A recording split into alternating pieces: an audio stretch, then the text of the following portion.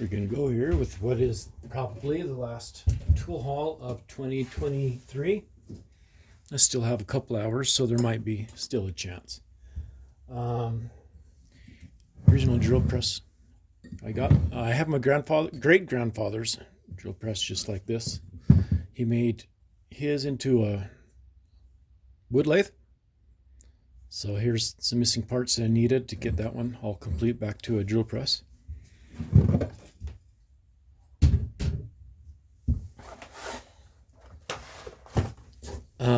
Let's see. Picked up this lead mallet at an antique store. I needed that handle. I've got a mold that I picked up a couple years ago. I didn't have a handle for it. I had to make my own, but now I have a handle that will fit the mold. And I picked up a little priming cup. We'll get this cleaned up. Local auction finds. Calipers here. You just this, you can measure it here. Here's a really neat little indicating deals here.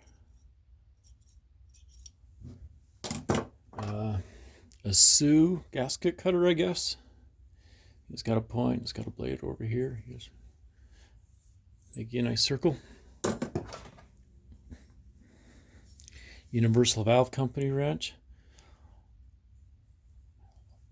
Has some neat little ends there. Some kind of clamp. I don't know. Wooden rule. I'd even looked at these to see if there's marked with anything. That one. This one is a Stanley. Of course, it pulls out. The slides out there. Deal here. Little scythe anvil here.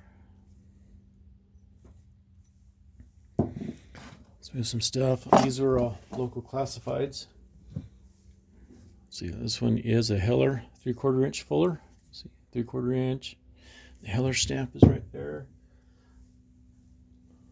Just picked up some different little heads here. A broken punch. Repurpose that for something or another. Have no idea what this one is. That's kind of odd. That would break, scalloped all evenly like that, and there's no edge on this like a blacksmith hot cut would have. So I don't know what this one is. Kind of a top swage-ish tool. This one's a top swage, but it's square, which is a little bit unusual. Half inch maybe top switch. This one's marked in Atha. You can see right here. 3/8 top switch. And a big couple incher top switch. So that's my finds for the last little bit. Hope you enjoyed things.